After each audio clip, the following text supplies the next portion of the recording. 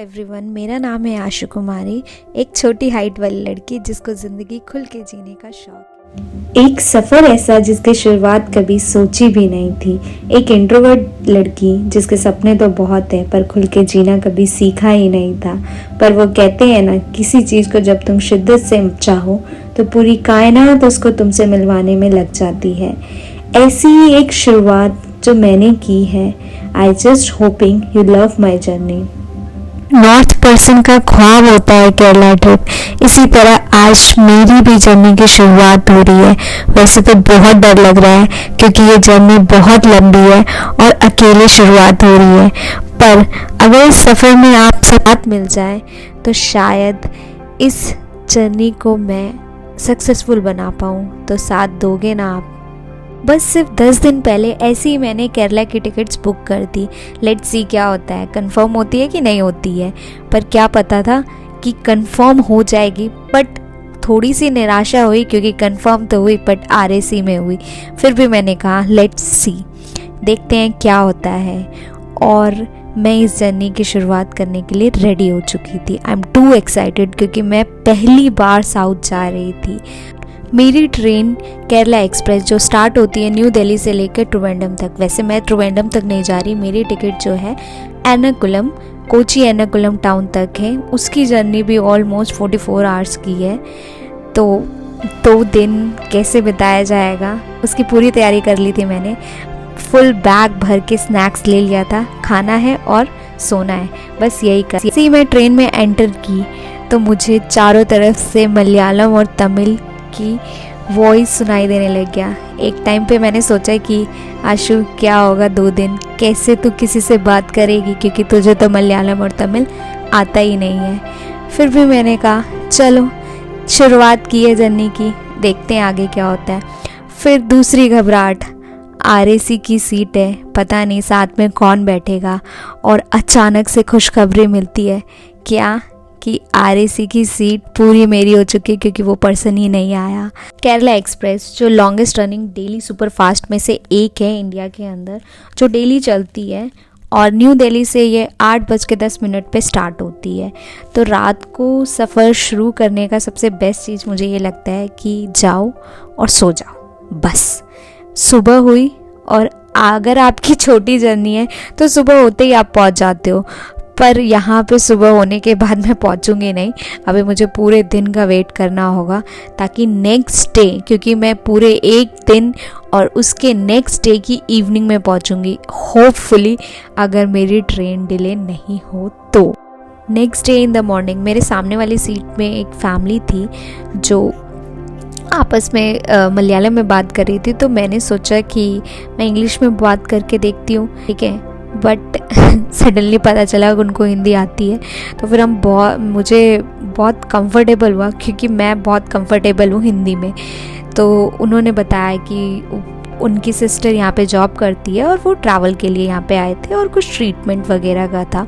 फिर अंकल ने बताया कि वो LAP के पास एक जगह है, गांव है, वहाँ पे उनको वहाँ जाना है। तो मैंने बताया कि मुझे एर्नाकुलम उतरना है। तो उन्होंने बोला कि अच्छा आपके साथ कोई और?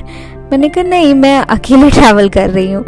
तो फिर उसके बाद क्या हुआ कि वो कहते क्यों अकेले, क्यों अकेले? मैंने कहा हाँ, मैं ट्राई करती हूँ कि मैं अकेले जा सकूँ क्योंकि हर टाइम मैच नहीं होती ना, और आपके पास इतने अच्छे दोस्त नहीं हैं जो आपके साथ हर टाइम जा सके। अब शायद मेरी जर्नी थोड़ा सा और इजी हो जाए, ट्रेन की जर्नी, क्योंकि मेरे पास एक फैमिली जो हिंदी भी जानती है और जिनके साथ मैं बात भी कर सकती हूँ, और उसके साथ साथ उनके जो भी बच्चे उनके साथ गेम प्ले भी कर सकते हैं। तो हमने लूडो खेला एंड देन उसके बाद we take a break, kit bite हमने ली। देन उसके बाद सोते कुछ बातें करते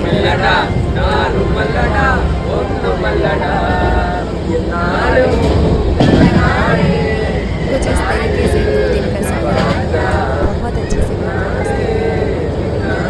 और फाइनली मैं एर्नाकुलम टाउन पहुंच चुकी थी with lot of rain, because जैसे ही पहुंची वहाँ पे बारिश शुरू थी in the month of November. आप जब भी कोची जाओ तो आपको 2 रेलवे स्टेशंस मिलेंगे वहाँ पर, एक Ernakulam north town and second है एर्नाकुलम जंक्शन। वैसे कहते हैं कि एर्नाकुलम जंक्शन उतरना चाहिए क्योंकि वहाँ से सारी चीज़ें नियर बाय है, अगर आपको बस स्टॉप जाना है तो बस स्टॉप पर।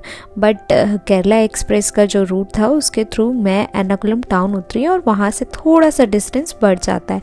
तो मैंने ऑटो वाले भैया को बोला कि मुझे बोट जेटी तक जाना है, बिकॉज जो मेरा स्टे था वो गो स्टॉप इन फोर्ट कोची। मुझे किसी ने रिकमेंड किया था कि कोची में हमेशा स्टे आप फोर्ट कोची में ही करो क्योंकि वो बहुत अच्छी प्लेस है।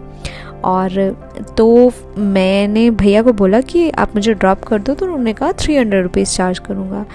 आई नोटिस्ड क्योंकि वहाँ पे कोई भी शेयरिंग ऑटोज़ वगैरह चलते नहीं हैं और अगर बाहर का कोई पर्सन आता है तो वो और ज़्यादा ही हाई चार्ज करते हैं।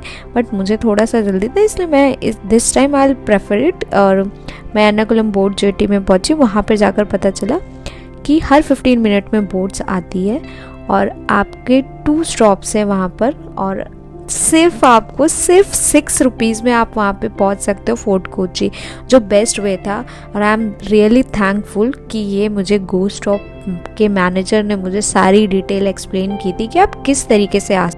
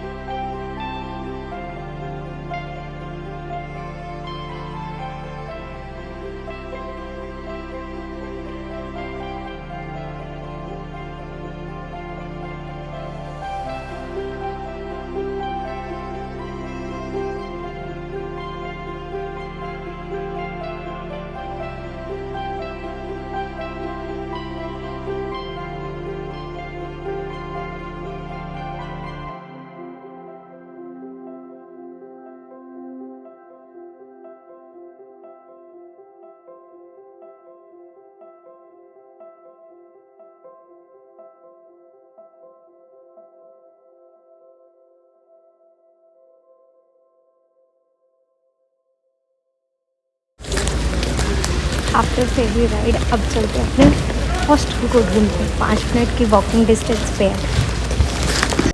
इन गो स्टॉप यहाँ पर मैं 3 दिन के लिए स्टे करने वाली हूँ और यहाँ से सारी चीज़ें जो भी फोर्ट कोची की एक्सप्लोर करनी वो नियर बाय है। तो मिलते हैं नेक्स्ट व्लॉग में केरला के, जिसमें आपको फोर्ट कोची में क्या क्या चीज़ें एक्सप्लोर कर सकते। इस सुंदर से केरला के सफ़र में आप मेरा साथ दीजिएगा। और this is my first vlog, तो मैंने कोई भी गलती की हो तो उसको भी आप मुझे सुधारने का मौका दीजिएगा। Thank you so much for watching my first vlog. Thank you so much. आपको मेरे व्लॉग थोड़े से भी पसंद आए तो प्लीज़ सब्सक्राइब अस ताकि आप मेरे इस सफ़र के साथ जुड़े रहें।